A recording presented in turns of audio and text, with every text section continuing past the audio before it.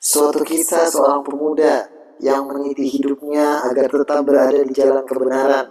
Pengorbanan dilakukan tanpa paksaan, namun lahir dari cita-cita yang mulia yang tertanam dalam hati seorang manusia, berbuah sebuah kisah perjalanan kehidupan yang agung. Kisah yang membuat semua alasan menjadi sirna, kisah yang membuat jelas bahwa pilihan ada di tangan setiap kita, tinggal kita ingin memilih jalan yang mana. Salman Al-Farisi adalah seorang lelaki Persia dari Asbahan, warga suatu desa bernama Jai. Ayahnya adalah seorang tokoh masyarakat yang mengerti pertanian. Dia anak yang paling disayangi oleh ayahnya, karena sangat sayangnya dia tidak diperbolehkan keluar oleh ayahnya. Dia diminta senantiasa berada di samping perapian, karena beliau dilahirkan dan membaktikan diri di lingkungan Majusi sebagai penjaga api yang bertanggung jawab atas nyala api dan tidak membiarkannya padam.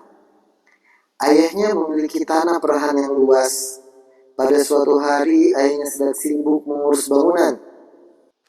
"Wahai anakku, hari ini aku sibuk di bangunan. Aku tidak sempat mengurus tanah. Cobalah engkau pergi ke sana." Dalam perjalanan menuju tanah ayahnya, Salman melewati salah satu gereja Nasrani dan mendengar suara mereka sedang sembahyang. Maka Salman pun masuk ke dalam gereja itu untuk mengetahui apa yang sedang mereka lakukan. Begitu Salman melihat mereka, Salman pun kagum dengan sembahyang mereka. "Demi Allah, ini lebih baik dari agama yang kita anut selama ini." Salman tidak beranjak dari mereka sampai matahari terbenam dan tidak jadi pergi ke tanah milik ayahnya. Ketika Salman pulang ke rumah, ayahnya telah mengutus seseorang untuk mencarinya. "Anakku, kemana saja kamu pergi? Bukankah aku telah berpesan kepadamu untuk mengerjakan apa yang kuperintahkan itu?" "Ayah, aku lewat pada suatu kaum yang sedang sembahyang di dalam gereja. Ketika aku melihat ajaran agama mereka, aku kagum. Demi Allah, aku tidak beranjak dari tempat itu sampai matahari terbenam." "Wahai anakku, tidak ada kebaikan sedikit pun dalam agama itu. Agamamu dan agama ayahmu lebih bagus dari agama itu." "Demi Allah, sekali tidak. Agama itu lebih bagus daripada agama kita." Kemudian ayahnya khawatir sehingga merantai kaki Salman dan memenjarakannya di dalam rumahnya. Sampai suatu ketika Salman melepaskan diri dan ikut dengan pedagang Nasrani yang melakukan perjalanan kembali ke negeri Syam. Sesampainya di negeri Syam, Salman bertanya, "Siapakah orang yang ahli agama di sini?" "Uskup pendeta yang tinggal di gereja," mereka menjawab. Kemudian Salman menemuinya dan berkata kepada pendeta itu, "Aku sangat mencintai agama ini dan aku ingin tinggal bersamamu. Aku akan membantumu di gerejamu agar aku dapat belajar denganmu dan sembahyang bersama-sama kamu." Maka Salman pun tinggal bersamanya. Ternyata pendeta itu seorang yang jahat. Dia menyuruh dan menganjurkan umat untuk bersedekah. Namun setelah sedekah itu terkumpul, ia menyimpan sedekah tersebut untuk dirinya sendiri, sehingga terkumpullah 7 peti emas dan perak. Kemudian ia meninggal. Orang-orang Nasrani pun berkumpul untuk menguburkannya. Ketika itu Salman menyampaikan kepada khalayak kejadian yang dia ketahui, lalu memperlihatkan tempat penyimpanan sedekah itu. Kemudian mereka mengeluarkan sebanyak 7 peti yang penuh berisi emas dan perak. Setelah menyaksikan betapa banyaknya simpanan pendeta itu, mereka berkata, "Demi Allah, selamanya kami tidak akan menguburnya." Kemudian mereka menyalip pendeta itu pada tiang dan melempari jasadnya dengan batu. Kemudian mereka mengangkat orang lain sebagai penggantinya. Salman menemukan bahwa uskup pengganti adalah orang yang sangat baik, sangat zuhud, sangat mencintai akhirat, dan selalu beribadah siang malam. Maka Salman pun mencintainya dan tinggal bersamanya beberapa waktu. Kemudian ketika kematian menjelang, Salman bertanya kepada orang tersebut, "Wahai fulan, selama ini aku hidup bersamamu dan aku sangat mencintaimu. Belum pernah ada seorang pun yang aku cintai seperti cintaku kepadamu. Padahal bagaimana kamu lihat, telah menghampirimu saat berlakunya takdir Allah. Kepada siapakah aku ini engkau wasiatkan? Apa yang engkau perintahkan kepadaku? Orang itu berkata, Wahai anakku, demi Allah, sekarang ini aku sudah tidak tahu lagi siapa yang mempunyai keyakinan seperti aku. Orang-orang yang aku kenal telah mati, dan masyarakat pun mengganti ajaran yang benar dan meninggalkan sebagiannya, kecuali seorang yang tinggal di Mosul, yakni Fulan. Dia memegang keyakinan seperti aku ini. Temuilah dia di sana. lalu tatkala orang itu wafat, Salman pun berangkat ke Mosul dan menemui orang tersebut. Wahai Fulan, sesungguhnya si Fulan telah mewasiatkan kepadaku menjelang kematiannya agar aku menemuimu. Dia memberitahuku bahwa engkau memiliki keyakinan sebagaimana dia. Salman pun hidup bersamanya. Didapati orang ini adalah orang yang sangat baik, sebagaimana yang diterangkan orang sebelumnya. Namun ia pun menghampiri kematian. Dan ketika kematian menjelang, Salman menanyakan hal yang sama seperti yang ditanyakan kepada orang sebelumnya. Wahai anakku, demi Allah, tidak ada seorang pengetahuanku yang seperti aku, kecuali seorang dinasibin, yakni Fulan. Temuilah ia.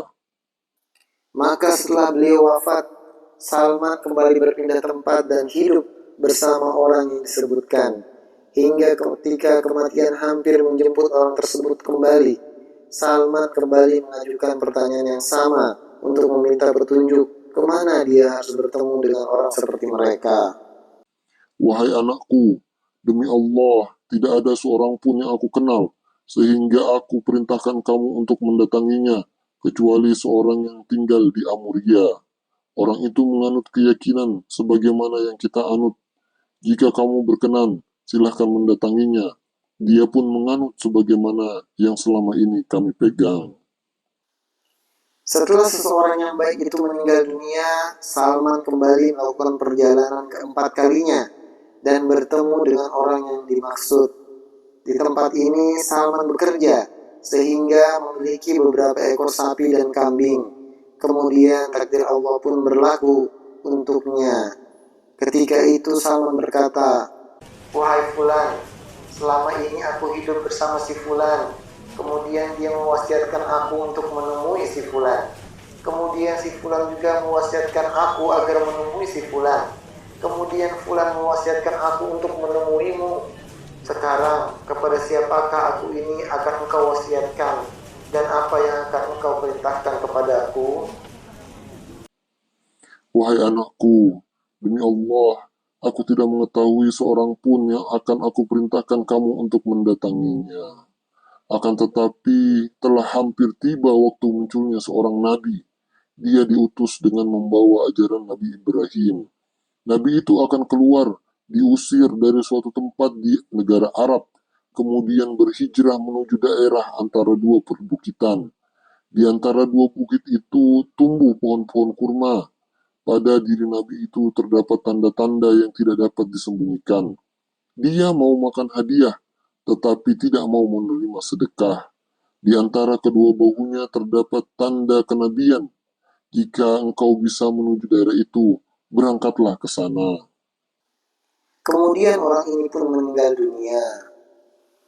Pada suatu hari, Salman bertemu serombongan orang dari Ka'b dan meminta mereka membawa Salman ke negeri Arab dengan imbalan hewan ternak yang telah Salman kumpulkan. Akhirnya mereka membawa Salman, namun ketika tiba di Wadil Qura, mereka menzaliminya dengan menjualnya sebagai budak ke tangan orang Yahudi. Jadilah Salman dari orang yang bebas menjadi budak dalam perjalanan menjalani kebenaran. Sampai akhirnya Salman menjadi budak dan tinggal di Madinah dan mendengar pembicaraan keponakan majikannya. Celakalah Bani Qailah, mereka kini sedang berkumpul di Kuba menyambut seorang yang datang dari Mekah pada hari ini. Mereka percaya bahwa orang itu adalah Nabi. Tatkala Salman mendengar pembicaraannya, Salman menjadi gemetar sehingga khawatir jatuh menimpa majikannya. Kemudian Salman turun dari pohon dan bertanya kepada keponakan majikannya, "Apa tadi yang kau katakan? Apa tadi yang engkau katakan?" Sehingga membuat majikannya sangat marah dan memukulnya dengan pukulan keras. Apa urusanmu menanyakan hal itu? Lanjutkan pekerjaanmu. Pada sore hari, Salman mengambil sejumlah bekal, kemudian menuju Rasulullah SAW. Ketika itu Nabi masih berada di Kuba. "Telah sampai kepadaku kabar bahwasannya engkau adalah seorang yang soleh. Engkau memiliki beberapa orang sahabat yang dianggap asing dan miskin. Aku membawa sedikit sedekah, dan menurutku kalian berhak menerima sedekahku ini daripada orang lain." Salman pun menyerahkan sedekah tersebut kepada Nabi Muhammad SAW. Kemudian Rasulullah SAW bersabda kepada para sahabat, "Silahkan kalian makan." Sementara beliau tidak menyentuh sedekah itu dan tidak memakannya sama sekali. Salman berkata, "Ini satu tanda kenabiannya."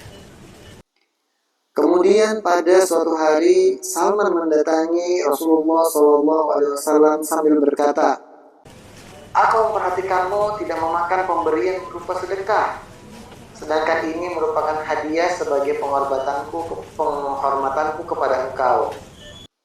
Kemudian Rasulullah SAW makan sebagian dari hadiah pemberian Salman dan memerintahkan para sahabat untuk memakannya juga. Mereka pun makan hadiah itu. Salman berkata dalam hati, "Ini adalah tanda kenabian yang kedua." Selanjutnya Salman menemui beliau SAW saat beliau berada di kuburan Baqi. Beliau sedang mengantarkan jenazah salah seorang sahabat. Beliau mengenakan 2 lembar kain. Ketika beliau sedang duduk di antara para sahabat, Salman mengucapkan salam kepada beliau, kemudian berputar memperhatikan punggung beliau untuk mencari tanda kenabian yang disebutkan oleh si fulan. Pada saat Rasulullah SAW melihat Salman sedang memperhatikan beliau, beliau mengetahui bahwa Salman sedang mencari kejelasan tentang salah satu dari ciri kenabian. Dengan hikmahnya kemudian beliau melepas kain selendang beliau dari punggung beliau. Salman pun melihat tanda kenabian dan yakin bahwa beliau adalah seorang nabi. Maka saat itu juga Salman tertelungkup di hadapan beliau dan memeluknya seraya menangis. Akhirnya apa yang telah Salman usahakan bisa Salman raih, dan ini adalah suatu kenikmatan yang besar dapat menjadi sahabat Nabi SAW.